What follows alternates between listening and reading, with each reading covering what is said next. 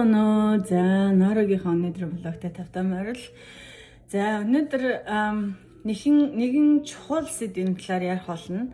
Тэгээд мэдээж таалагдвал намайг subscribe дараарай. За та нар нэг охоно гэдэг үгний утгыг мэдэх үү? Охоно. Энэ хаваагийнхан бүр маш сайн мэдж байгаа заяа. За юу вэ гэхээр охоно гэдэг нь family буюу гэр бүл гэсэн үг байхгүй юу? За ямар хүмүүс гэр бүл байдаг вэ гэхээр та нар мэдж байгаа шүү дээ тий. Нэг ихээс төрсөн хүмүүс гэр бүл. За энэ дээр нэмэгдээд тэр гэр бүлийн бэрэн, хүргэн, хадам ээж нь орноо. За энэ дээр маш олон бас нэг асуулт надаас ирээд хариулаад өгөөч ээ.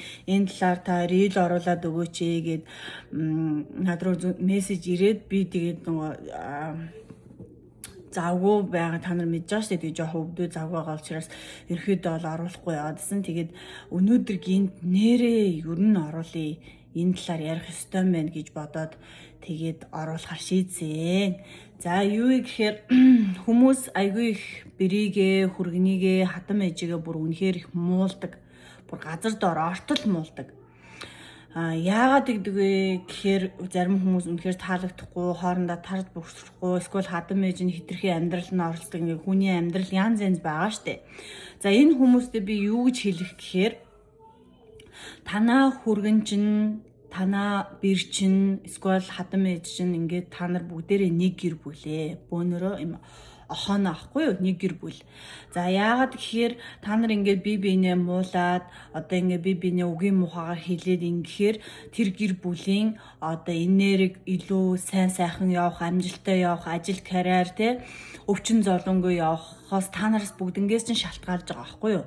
Тэгэхээр юу хэлэх гээд байна гэхээр нороо нэгэнд л таны гэр бүлд ороод ирсэн хүргэнээ, ороод ирсэн бэрээ, ороод одоо хадам ээж болцсон те чиний хадам ээж болцсон байгаа тэр хүмүүсийг бити муха хараад загнаж үгийн мухагаар хэлж байгаарэ хүмүүсээ. Яа тэгэхээр энэ нь таныг болон танай гэр бүлийн үр хүүхдийн өвчин зовлон орох, үр хүүхд чинь илүү сайн сайхан явах боломжийг чинь ингээд блоклоод хаачдаг байхгүй юу.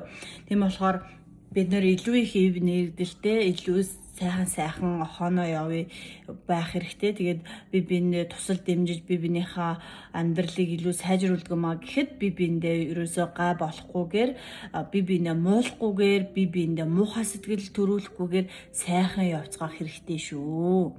За тэгээд энэ асуулт энэ талаар хариулаад өгөөч гэсэн энэ охиндоо хэлэхэд хэрвээ чамааг ингээд үнэхээр ингээд хэцүү байдалд оруулаад ингээд муулаад ингээд байгаа бол одоо өөрийнхөө баундрыг авах хэрэгтэй. Тэр одоо хол амьдрах хэрэгтэй гэсэн үг. Одоо би жишээ нь Америкт амьдарч байгаа штэ. Би манай хадмууд манай хадам ээж намайг юу гэж ярьж байгаа би ерөөсөө надад мэдэх боломж авахгүй. Би мэдэхгүй.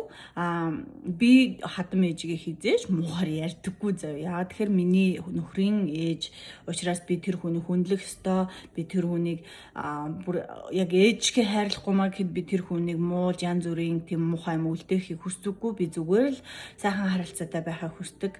Яг тэр миний хайрлаж байгаа хүний ээжийн ч гэсэндээ би хайрлах ёстой. Бид нар яагаад ийм нэг гэр бүл учраас тэгжиж миний хүүхдүүд өвөөмэгээ илүү таньж мэдэх өвөөмэгээ ямар хүн бэ гэдгийг мэдэн штэ.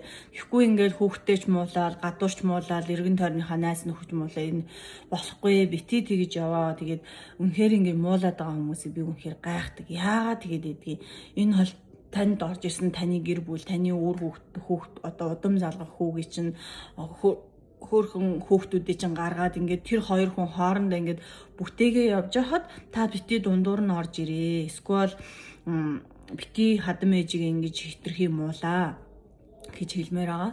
Тэгээд дээрэс нь та хүүхдээ хүмүүжүүлж чадаагүй болохоор таныг та магадгүй тэр орж ирсэн бэрээ хүргэнээ миний хүүхдээ хүмүүжүүлэх гэж бодсон бол үгүй уучлаарай. Яагаад таны хүмүүжүүлээгүй хүүхдийг тэр хүн хүмүүжүүлэх ёстой гэж? Яагаад таны одоо та хэцүү байгаа тэр хүнийг тэр суусан хүн нь ингэж авч явах ёстой гэж харах ёстой юм тий. Тэгээд та хүүхдэд 100% сайн хүмүүжилсэн гэж бодож байгаа ч гэсэндээ хүүхд чинь та хүүхдэд 100% мэдэхгүй л байхгүй юу. Тэр хүн нийгэмдээ гадна ямар оролцооны юутай байсан бид нар мэдэхгүй штэ. Нарцист байж болно, механизм байж болно, psychopath байж болно штэ. Тэгээд тэр хүүхд суусан хүн чинь ингээд тэрийг ингээд одоо тэрнтэй ингээд тулаад хэцүү явж ич магадгүй штэ.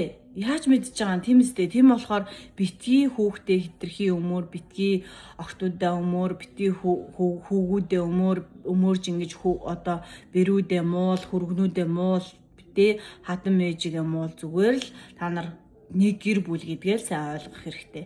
Тийм байна. Тэгээ бүгдээрээ хамтдаа гоё охоноо болоод илүү олон гэр бүлээрээ илүү олуулаа болж илүү гоё коллективтэй те хамт ив наримдалтай илүү сайхан амьдраарай гэж хүсэн өрөөрөө тэгээд энэ асуултанд хариулж чадсан байх гэж найдаж байна. За өнөөдрийнхөө блогоор ингээд дууслаа. Баяртай.